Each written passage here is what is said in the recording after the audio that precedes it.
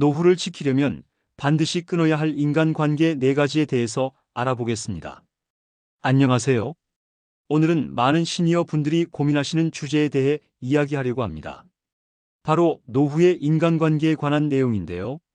많은 분들이 노후 준비라고 하면 경제적 준비만 생각하시는데 사실 그것보다 더 중요한 것이 있습니다. 바로 인간관계 관리입니다. 잘못된 인간관계는 돈보다 더 큰 손실을 가져올 수 있거든요. 오늘은 심리학적 관점에서 노후에 끊어야 할 인간관계들과 건강한 관계를 유지하는 방법에 대해 깊이 있게 알아보겠습니다. 여러분의 남은 인생이 더욱 평안하고 행복해질 수 있는 실용적인 조언들을 드릴 테니까 끝까지 함께 해주세요. 노후 인간관계의 심리학적 변화입니다. 나이 들면서 달라지는 관계의 의미. 60세가 넘어가면서 인간관계에 대한 인식이 크게 바뀝니다. 젊을 때는 네트워킹이나 인맥 쌓기에 집중했다면 이제는 관계의 질이 더 중요해집니다. 심리학에서는 이를 사회적 선택성 이론이라고 부릅니다. 남은 시간이 한정적이라는 것을 인식하면서 자연스럽게 의미 있는 관계에 더 집중하게 되는 거죠. 이는 매우 자연스럽고 건강한 변화입니다. 감정적 에너지의 소중함입니다. 젊을 때는 감정적 에너지가 넘쳐서 어려운 관계도 참고 견딜 수 있었습니다. 하지만 나이가 들수록 이 에너지는 한정적이 됩니다.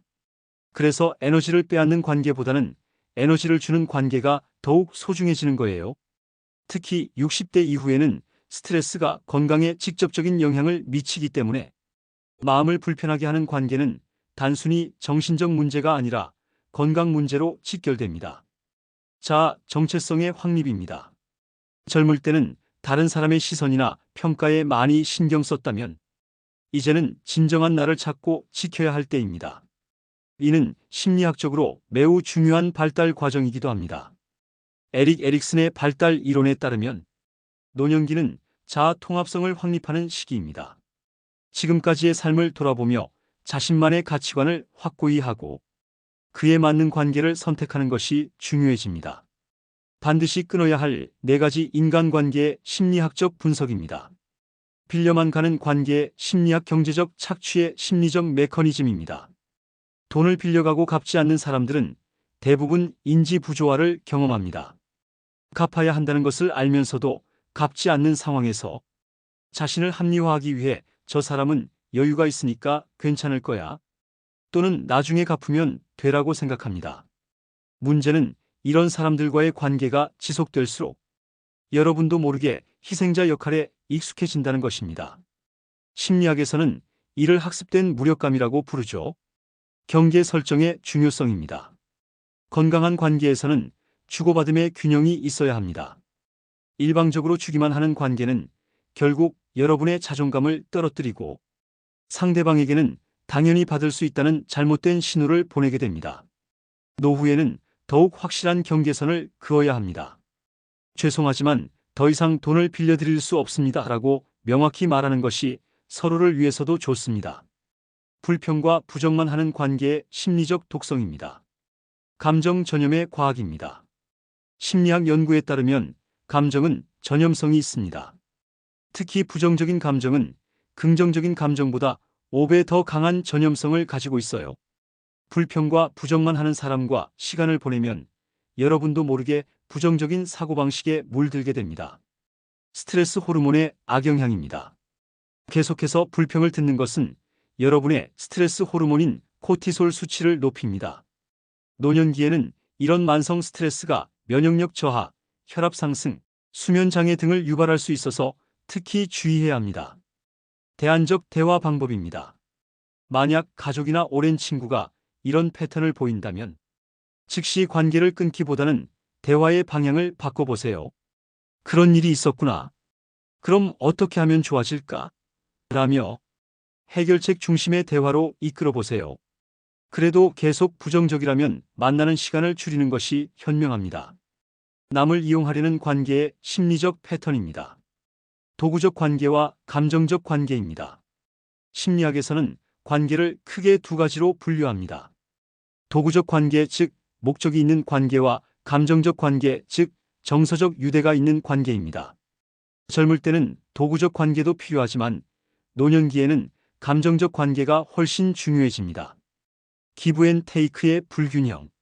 건강한 관계는 서로 주고받는 균형이 있어야 합니다.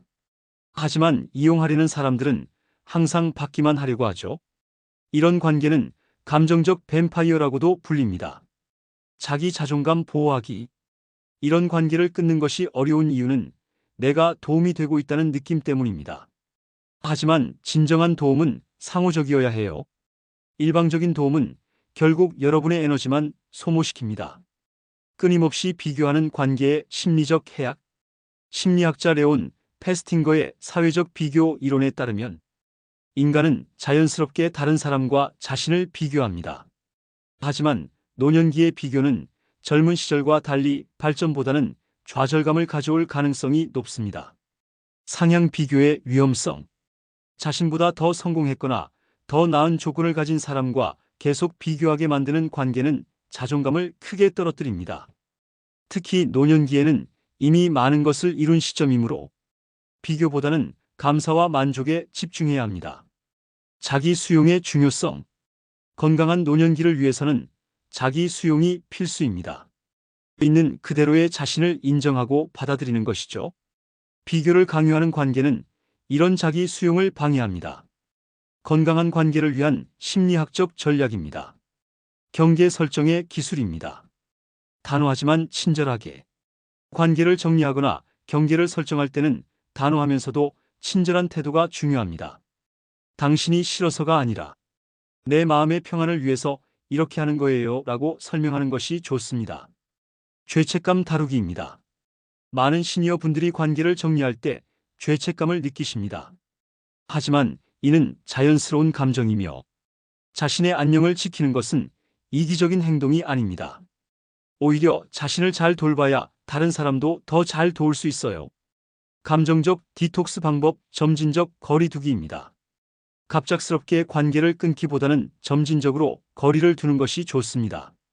만나는 횟수를 줄이고 대화 시간을 단축하며 개인적인 이야기를 덜 나누는 방식으로 자연스럽게 관계를 정리할 수 있습니다. 새로운 관계에 투자하기입니다.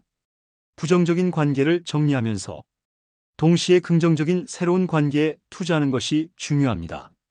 취미활동, 봉사활동, 평생교육 등을 통해 건전한 관계를 만들어 보세요. 자기 보호 메커니즘, 감정적 방패 만들기입니다. 부정적인 사람들로부터 자신을 보호하기 위한 심리적 방패를 만들어야 합니다. 이 사람의 부정적인 에너지는 나와 상관없다라고 마음속으로 되뇌는 것도 도움이 됩니다. 긍정적 자기 대화입니다. 나는 평안을 선택할 권리가 있다. 나의 행복이 우선이다와 같은 긍정적 자기 대화를 통해 자신의 결정을 지지하세요. 좋은 관계를 키우는 심리학적 원칙입니다. 상호성의 원칙. 건강한 관계는 서로 주고받는 균형이 있어야 합니다.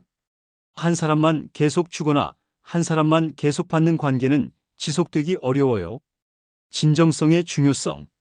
가짜 관심이나 억지로 맞춰주는 관계보다는 서로의 진짜 모습을 인정하고 받아들이는 관계가 더 의미 있습니다. 공감과 이해의 원칙. 나이 들수록 서로의 상황을 이해하고 공감하는 능력이 더욱 중요해집니다. 판단하기보다는 이해하려고 노력하는 자세가 좋은 관계의 바탕이 됩니다. 감사의 표현입니다. 작은 일에도 감사를 표현하는 습관은 관계를 더욱 따뜻하게 만듭니다. 고마워요. 덕분에 기분이 좋아졌어요. 같은 말들이 관계를 윤택하게 합니다.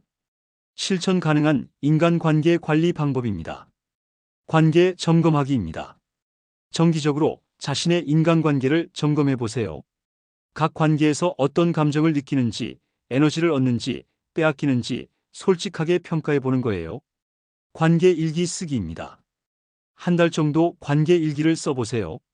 누구와 만났을 때 기분이 좋았는지, 누구와 만난 후에 피곤함을 느꼈는지 기록해보면 패턴이 보입니다. 새로운 관계 만들기입니다.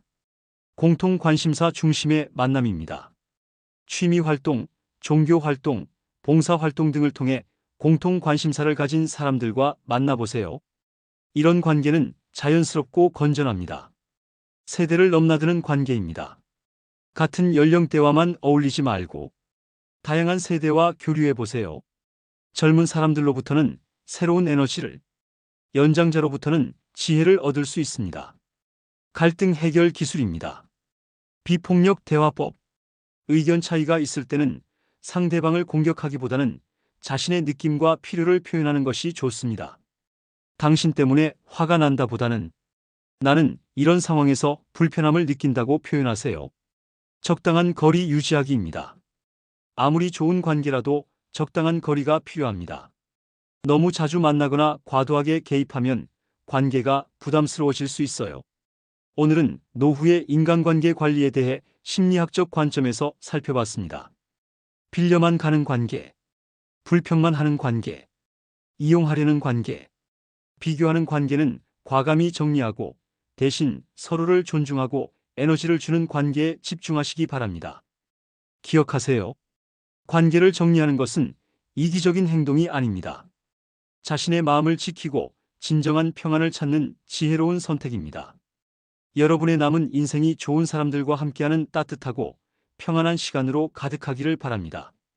다음 시간에는 건강한 소통 방법에 대해 더 자세히 다뤄보겠습니다. 건강하고 행복한 하루 되세요.